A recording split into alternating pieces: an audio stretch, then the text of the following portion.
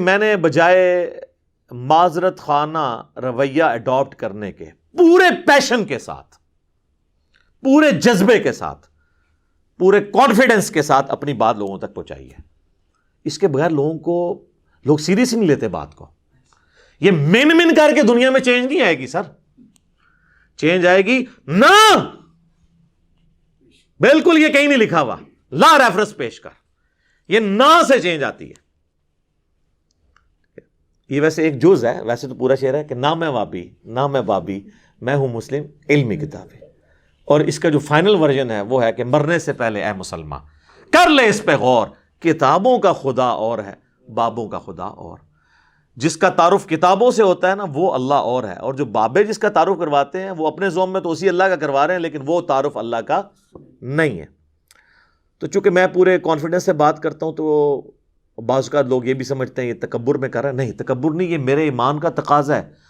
میں ذرا سا بھی کانفیڈنس لوز کر جاؤں تو اس کا مطلب ہے میرا قرآن و سنت پہ ایمان ہی نہیں ہے. یعنی جس طرح آپ کا یہ ایمان ہے نا کہ 2 + 2 4 ہوتے ہیں، زمین و آسمان کے سارے بزرگ فرشتے، یہ بالفرض میں کہہ رہا ہوں، جنات، قبر سے نکل کر مردے بھی آپ کو یہ منوانے کی کوشش کریں کہ 2 + 2 5 ہوتے ہیں، آپ مان لیں گے؟ اس سے اگلی بات، کوئی چاند کے 2 ٹکڑے کر دے، سورج کے 4 ٹکڑے کر دے، آسمان کو زمین پہ لے آئے، زمین کو آسمان پہ لے جائے، یہ بالفرض، اور کہے کہ یہ دلیل ہے کہ 2 + 2 5 ہوتے ہیں، آپ مانیں گے؟ تو آپ کی شعبدہ بازیاں جو صرف خوابوں میں، کتابوں میں آپ کے بابوں نے لکھی، جو حقیقت میں ایگزسٹ نہیں کرتی، ان شعبدہ بازیوں کے اگینسٹ آپ تو 2 + 2 کو 5 ماننے کے لیے تیار نہیں، تو میں قرآن و سنت کو غلط ماننے کے لیے کیسے تیار ہو جاؤں؟ میں کہتا ہوں جن بابوں کے اوپر آپ کا ناز ہے نا، یہ قبر سے نکل کے ڈائریکٹ میرے ساتھ بات بھی کریں نا اور کہیں کہ دین وہ نہیں جو قرآن و سنت میں لکھا ہوا ہے، اور وہ ہے جو ہم نے نسل در نسل شفٹ کیا ہے، تو 2 منٹ میں بزرگ غائب کر دوں گا آپ کا. میں پڑھوں گا لا حول ولا قوت الا باللہ، شیطان ہوگا چیخ مار کے ادھر سے چلا جائے گا، کوئی قبر سے باہر نکل نہیں سکتا. یہ اللہ کا فتویٰ ہے سورہ یاسین میں اور سورۃ الواقعہ میں کہ جو مر گیا نا وہ واپس نہیں آ سکتا.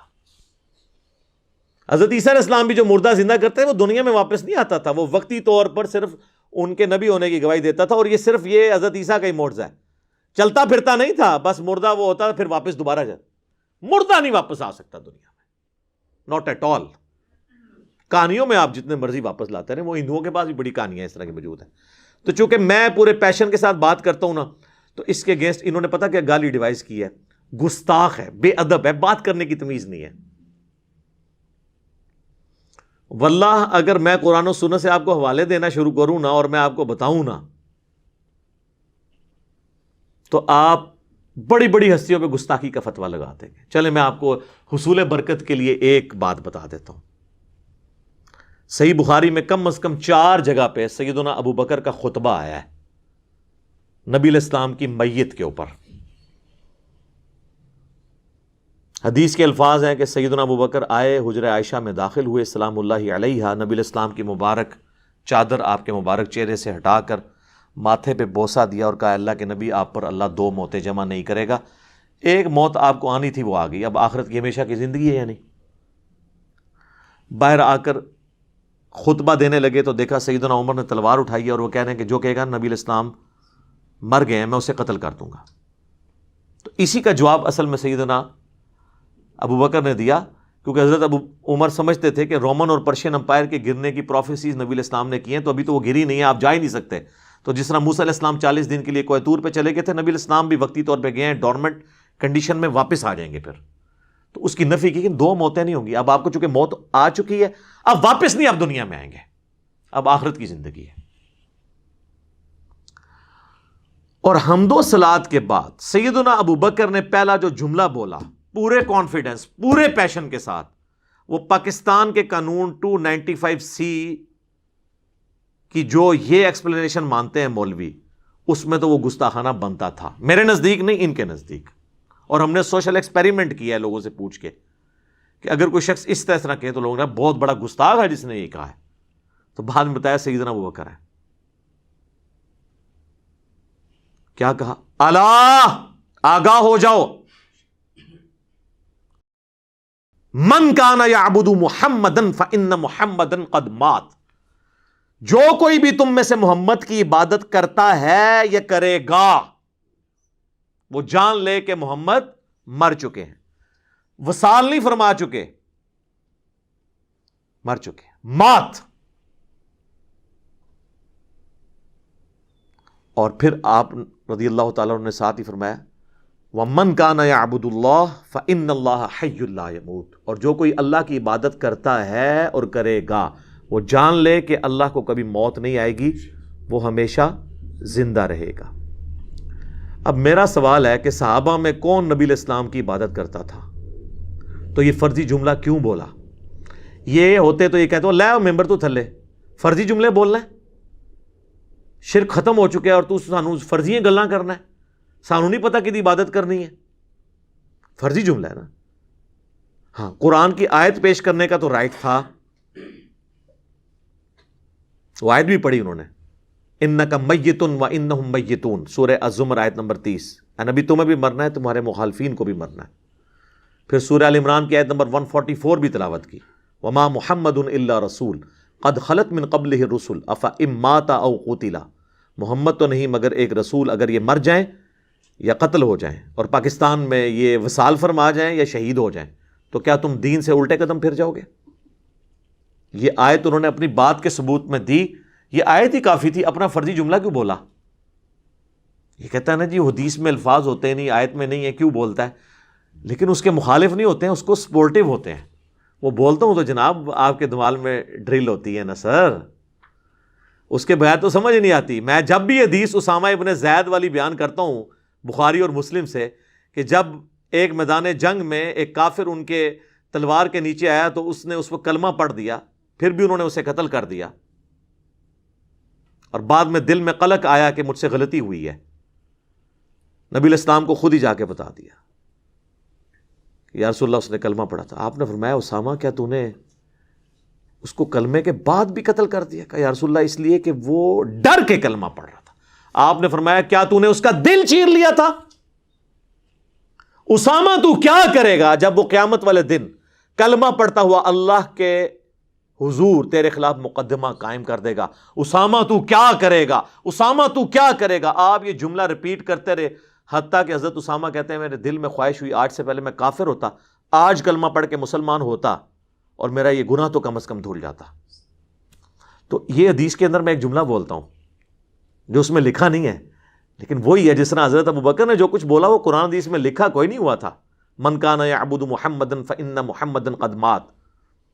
تو میں کیا جملہ بولتا ہوں کہ حضرت اسامہ نے یہ نہیں کہا کہ جی یا رسول اللہ میں نے دل چیر لیا تھا کیونکہ میرے گھوڑے کے قدموں سے جو خاک اڑے گی اور وہ میرے گھوڑے کے نتنوں میں بیٹھے گی اس کو بھی کوئی امت کا بڑے سے بڑا بزرگ غوث کتب ولی نہیں پہنچ سکتا، اور وہ تو سارے دل کا حال جان لیتے ہیں، ان کو تو کشف القبور بھی ہو جاتا ہے، تو میں تو ان کا امام ہوں، جی یا رسول اللہ میں نے دل چیر کے دیکھ لیا تھا، میرے سے تو کوئی چیز چھپی نہیں رہی، مجھے تو علم غیب بھی ہے۔ یہ جو میں انالیسس کرتا ہوں نا، یہ اصل میں ان کے دماغ میں کرتا ہے ڈرل، جنہوں نے ہدایت لینی ہے، اور جو گمراہی پہ تلے ہیں نا ان کو یہ تلوار کی طرح ان کے دل پہ جا کے لگتا ہے، وہ تو کہتے ہیں جناب یہ تو شکل بھی نہیں ہم نے دیکھنی، ہے ہی گستاخ ہے۔ سر آپ نے حضرت ابوبکر کے ساتھ بھی یہی کچھ کرنا تھا، اگر آپ کو یہ بتایا نہ جائے کہ ان کا خطبہ ہے، کیونکہ آپ لوگوں نے تو کہانی کرائی ہے کہ نبی علیہ السلام کو زندہ دفنایا گیا۔ جی وہ آپ کو جب دفنا رہے تھے اس وقت بھی ہونٹ ہل رہے تھے اور امتی امتی کی آوازیں آ رہی تھی۔ جی یہ دیوبند مدرسے کے بانی قاسم نانوتوی نے اپنی کتاب آب حیات میں لکھا ہے، یات النبی والی کتاب میں، وہ صحابہ جنہوں نے اپنی جانیں دی ہیں حضور کو بچانے کے لیے انہوں نے زندہ آپ کو دفنا دیا۔ ظاہر ہے پھر ہونٹ تو پھر اگر ہل رہے تھے، آخرت کی زندگی میں تو ہونٹ نہیں ہلتے، آخرت کی زندگی میں تو سانس بھی نہیں ہوتا، آخرت کی زندگی میں ٹوائلٹ بھی نہیں ہوتا، یہ تو ساری دنیاوی زندگی کی چیز ہے۔ اور عباس رضوی صاحب جو بریلوی عالم ہیں انہوں نے حیات النبی پہ کتاب لکھی، جو امام بیہقی کی کتاب ہے نا حیات الانبیاء فی قبورہم، اس کی شرح لکھی انہوں نے، تو اس میں انہوں نے آب حیات کے اس جملے کو کوٹ کر کے کہا کہ تم لوگ جو ہے نا وہ اس کو قاسم نوتوی کو کچھ نہیں کہتے ہیں، ہمارا کم از کم یہ والا عقیدہ نہیں جو دیوبندیوں کا ہے، ہم کہتے ہیں کہ حضور فوت ہو گئے۔ تو انہوں نے حیات النبی پہ ان کو بھی ٹانٹ کیا ہے کہ ان کا جو حیات النبی ہے ہم سے بھی زیادہ غلو پہ مبنی ہے، یہ خالی میں نے نہیں گرفت کی ہے۔ تو علمی طریقے سے معاملات کو لے کے چلیں. اب یہ میں نے یہ ساری باتیں کوئی پوائنٹس میں لکھی نہیں ہوئی تھی, یہ تو میں پھر 2-3 گھنٹے بولتا رہوں گا, باتیں ختم نہیں ہوں گی, لیکن جو میں سمجھتا ہوں نا ضروری میں اس کو ساتھ ساتھ کلیئر کروں تاکہ آپ کو یہ بات سمجھ آ جائے کہ یہ گستاخی اور جو بے ادبی کا فتویٰ لگاتے ہیں نا یہ خام خواہ ہے. حالانکہ آپ لوگ گواہ ہیں, میں ہمیشہ اعلیٰ حضرت امام احمد رضا بریلوی صاحب کہتا ہوں, حالانکہ مجھے کئی لوگوں نے کہا اعلیٰ حضرت کیوں کہہ رہے ہیں, پھر کیا فرق پڑتا ہے؟ اگر اعلیٰ حضرت لفظ سن کے کوئی بندہ توحید ماننے کے لیے تیار تو میں جناب 10 دفعہ اعلیٰ حضرت کہنے کے لیے تیار ہوں, ٹھیک ہے, ان کے بقول ہے نا, کیا فرق پڑتا ہے؟ میں نے ہمیشہ کہا اشرف علی تھانوی صاحب, تو کیا یہ بریلوی علماء کہتے ہیں؟ دوسروں کو یہ کہتے ہیں مرحوم, اپنے کو کہتے ہیں رحمت اللہ علیہ, یہ انہوں نے نام رکھے ہوئے. ایون طارق جمیل صاحب جیسے ماڈریٹ شخصیت بھی انہوں نے کہا مولانا احمد رضا خان بریلوی مرحوم, انہوں نے بھی رحمت اللہ علیہ نہیں کہا, ان کی آڈیو ریکارڈنگ موجود ہے. اگر آپ کہتے ہیں نا وہ کہہ سکتے ہیں, ان کو کیا آپ کہتے ہیں؟ ہاں جی, کبھی نہیں کہیں گے سر. کیسے کہیں وہ میں آپ کو اینڈ پہ بتاؤں گا کیوں نہیں کہہ سکتے, وہ میں نے آخر میں رکھا ہوا ہے, 5واں مقدس جو جرم ہے وہ میں اینڈ پہ آپ کو بتاؤں گا. تو ہم لوگ تو اللہ کا شکر ہے احترام سے نام لیتے ہیں, ورنہ یقین کریں جن لوگوں نے چشتی رسول اللہ یا اشرف علی تھانوی رسول اللہ کلمے پڑھائے یا انڈورس کیے, یہ کتابوں میں چھاپے, یہ سیدنا عمر کے زمانے میں ہوتے, تو آپ کیا سمجھتے ہیں حضرت عمر نے ان کو زبان سے سمجھانا تھا؟ تو میں حضرت عمر سے 1 کروڑ گنا کم اپنے مزاج میں سخت ہوں, حالانکہ ان کو نبی علیہ السلام کی صحبت بھی ملی تھی, اس کے باوجود ان کی طبیعت کی سختی نہیں گئی. تو میں نے تو آج تک تلوار نہیں سونتی, تو میری نرمی بہت زیادہ ہے ان سے. یہ میں آپ کو ایک علمی بات کر رہا ہوں, آپ یہ نہ کہ کل کو کوئی کہہ دے کہ میں نے اپنا مرتبہ ان سے بڑھا دیا ہے. میں آپ کو فرق بتا رہا ہوں کہ ان کی سختی ایکسیپٹ کی ہوئی ہے نا آپ نے, تو میری تو سختی ہے بھی نہیں ہے. آپ ذرا میری طرح کام تو کر کے دیکھیں, پھر آپ کو پتہ چلے گا میں تو سب سے نرم بندہ ہوں, اور گستاخانہ عبارتوں میں جتنے لوگ بول رہے ہیں نا سب سے نرم میں ہوں. میرے زیادہ نرم بندہ آپ کو ملے گا نہیں کوئی. اور ٹی وی پہ آ کے لوگ بڑے بڑے نرم انداز میں بات کرتے ہیں, آپ الگ سے ان کی ذرا ویڈیوز دیکھ لیں, وہ لیک ہوتی ہیں تو پھر آپ کو پتہ چل جاتا ہے کہ کس قسم کی ویڈیوز ان کی لیک ہوتی ہیں. یہ پچھلے دنوں ہمارے ایک بابا جی کی ویڈیو نہیں تھی لیک ہوئی, بادشاہی مسجد جو دیوبندیوں کے پاس ہے, چونکہ بریلوی دیوبندی اور اہل حدیث دونوں کو وہابی کہتے ہیں. تو اذان مغرب شروع ہوئی مزار اقبال پہ, یہ 9 نومبر 2020 کی بات ہے, ویڈیو ریکارڈ موجود ہے. تو انہوں نے کہا جی اٹھو جی چلو جی انہاں دی کیڑی جان ہے, اے دے سوراں دے سور نے. کہنا انہاں بڑیاں تے اخلاص منگو تو بڑے بڑے لوگ ان گداواں نو خیر پا ہی دیں گے. چلو جی چلیے او بھابیاں دی اذان اے تے کڑا دے اے تے سور چلو چلیے.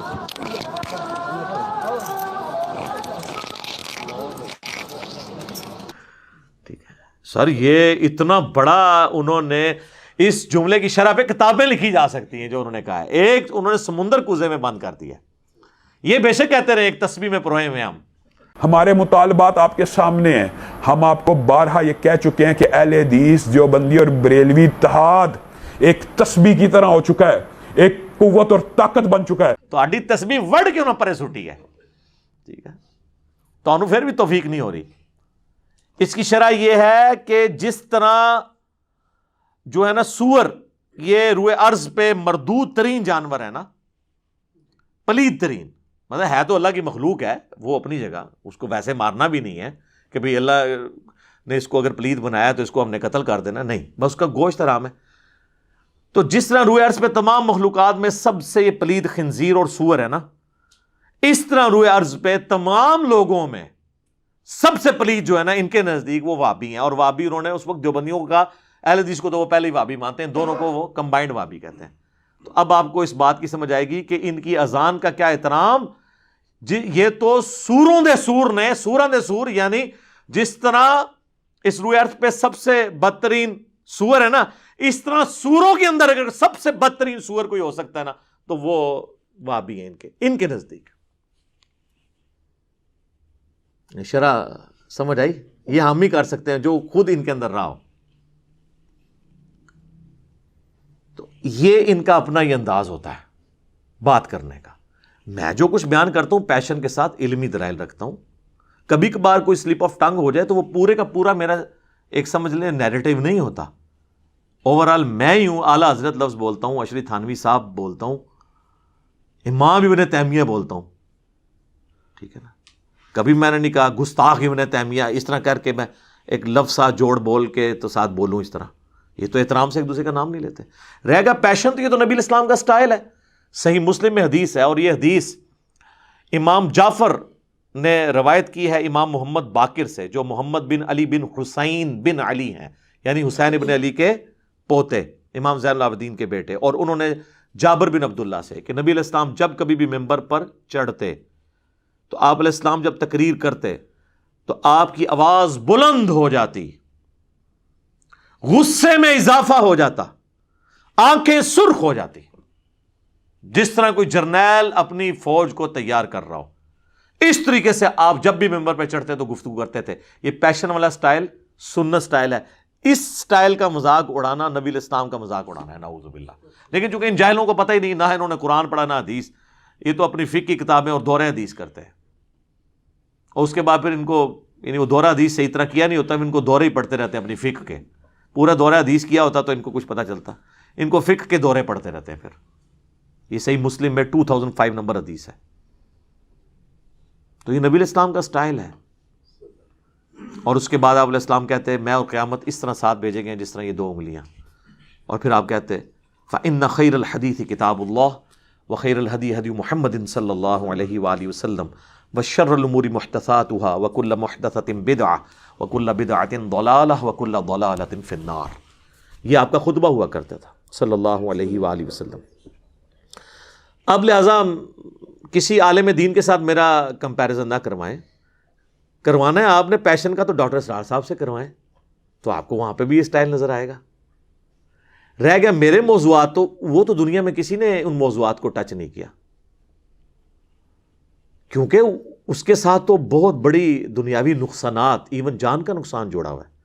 لہٰذا کہنا جی طارق جمیل صاحب کتنا میٹھا بولتے ہیں, جی مجھے وہ لیکچر بتائیں جس میں انہوں نے چشتی رسول اللہ اور اشرفی تھانوی رسول اللہ کا رد کیا اور بڑے میٹھے انداز میں لوگوں کو سمجھایا کہ یہ کلمات نہیں ہوتے, یا آپ بھی کہہ کے ریکارڈ کرواتے. تو آپ 2 مختلف چیزوں کو کمپیئر کروا رہے ہیں.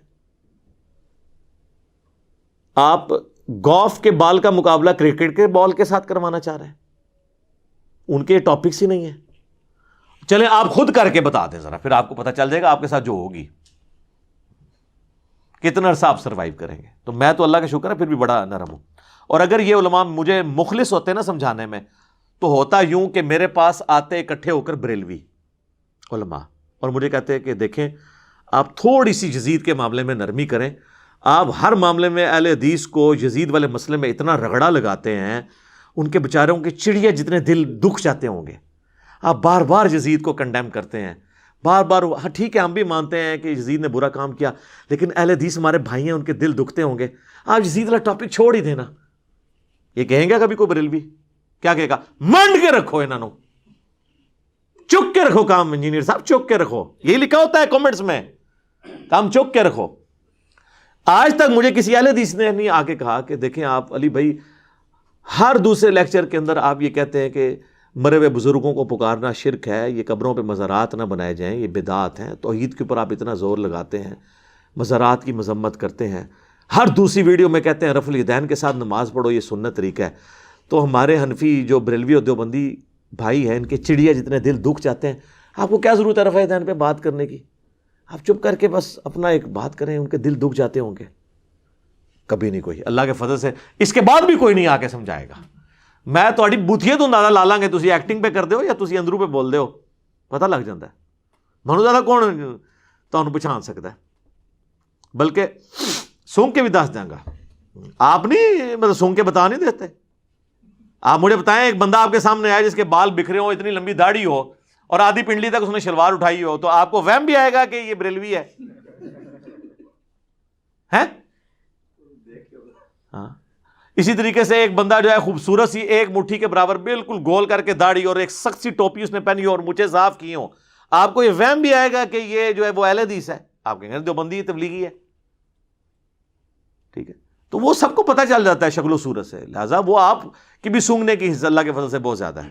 عام لوگوں کو بھی پتہ ہے. تو یہ آج تک کسی نے آ کے مجھے نہیں کہا. تو میں تو اللہ کا شکر ہے کہ میں علماء کے اصول اور مبادی کے اوپر ہی ان کو سمجھاتا ہوں. اس سے بہتر دنیا میں کوئی طریقہ نہیں ہو سکتا. اور یہ قرآن نے ہمیں سکھایا ہے, تعالوا الی کلمۃ سواء بیننا و بینکم. یہود و نصارہ کے ساتھ بھی آپ کامن ٹرم کے اوپر اکٹھے ہو سکتے ہیں. سورہ آل عمران کی آیت نمبر 64 ہے. تو میں کامن ٹرم پہ اکٹھا ہوتا ہوں. میں بریلویوں سے کہتا ہوں کہ دیکھو, میں خود 31 سال بریلوی رہا, مجھے بچپن سے یہ چیز بتائی گئی کہ دیوبندیوں کے امام نے اشرف علی رسول اللہ کلمے کو انڈورس کیا تھا, لہٰذا یہ گستاخ رسول ہیں. تو میرے بھائیوں میں یہ مانتا ہوں, آپ بھی مانتے ہو؟ کہتے ہیں جی مانتے ہیں.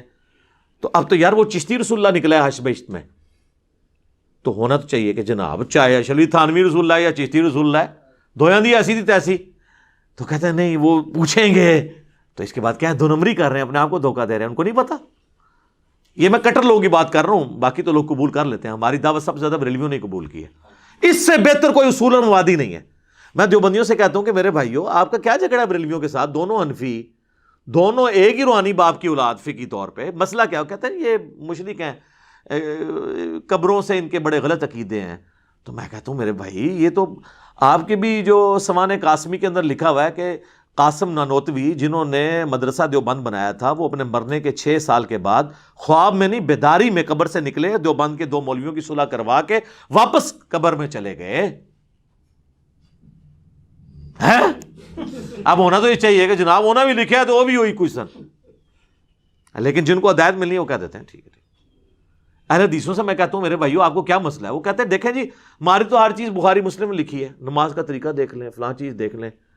تو ہم کہتے ہیں اچھا تو بخاری مسلم میں جو جو لکھا ہوا ہے, ہاں جی اس کی تو تمام متصل الاسناد مرفوع حدیث جو ہیں قطعی الصحت ہیں, اور یہ تو جو بخاری مسلم کو نہیں مانتا وہ تو گمراہ ہے, اہل سنت سے خارج ہے. ہم کہتے ہیں ٹھیک ہے ابھی چیک کر لیتے ہیں, آپ کو بھی ٹیسٹ لگا لیتے ہیں.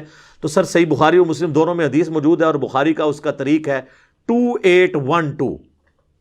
ہاں جی اب تو ویسے اس کا نمبر ہی بولیں تو ساتھ ہی کھوتی مر جاتی ہے ندی, کہ نبی صلی اللہ علیہ وآلہ وسلم نے فرمایا وائے عمار تجھے ایک باغی جماعت قتل کرے گی, تو انہیں اللہ اور جنت کی طرف بلائے گا اور وہ جماعت دوزخ کی طرف بلا رہی ہوگی.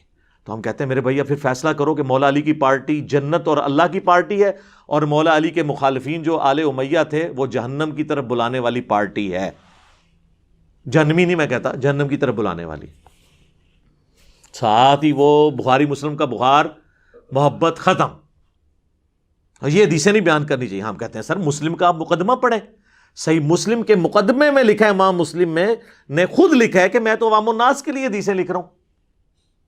تم کہہ رہے ہو وہاں میں بیان نہیں کریں گے, تو چلیں مسلم کی آپ کو حدیث بیان کر دیتے ہیں, کریں جی. مسلم شریف میں 4776 نمبر حدیث ہے کہ عمر بن عاص خانہ کعبے کے سائے میں بیٹھے ہوتے ہیں, عبداللہ بن عمر بن عاص, اور ایک تابعی آ کے ان سے کہتا ہے عبد الرحمن بن عبد رب کعبہ, جب وہ حدیث بیان کرتے ہیں کہ امیر کی اطاعت کرنی ہے, تو کہتے ہیں یہ آپ نے اللہ کے نبی سے خود سنا تھا ان کا, میں کعبے کے سائے میں بیٹھا ہوں, میں نے میرے کانوں نے نبی علیہ السلام سے یہ خود سنا تھا کہ اطاعت امیر کرنی ہے, میری آنکھوں نے حضور کو دیکھا, میرے دل نے آپ کی بات یاد رکھی.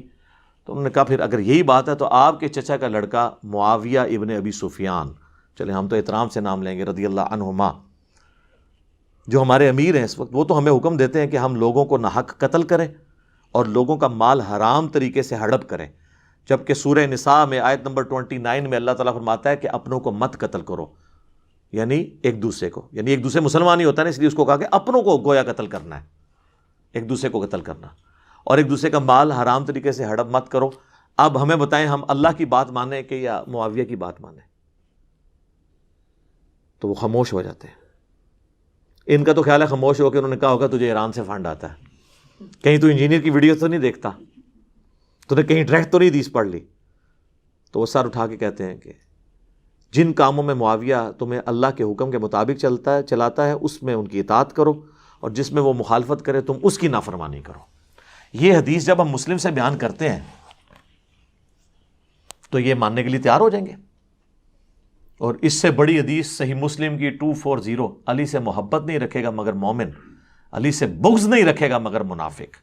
بغض علی کی جتنی شکلیں ہیں وہ منافقت کی اولین علامتوں میں سے ایک علامت ہے. بس آپ یہ حدیث کسی سنی کی مسجد میں لگا کے دیکھیں تو شام تک وہاں پہ گڑبڑ شروع ہو جائے گی, چاہے وہ بریلوی ہو, دیوبندی ہو, اہل حدیث ہو. کیونکہ انہیں پتہ چل جائے گا کہ بھئی یہ تو کسی اور پلیٹ فارم سے بول رہا ہے، حالانکہ مسلم شریف ہمارا ہی پلیٹ فارم ہے، بخاری ہو مسلم، یہ دونوں ہمارے ہی پلیٹ فارم ہیں۔ تو اس کے اوپر مجھے بتائیں اب اہل حدیث کو کیا غصہ کھانے کی ضرورت ہے؟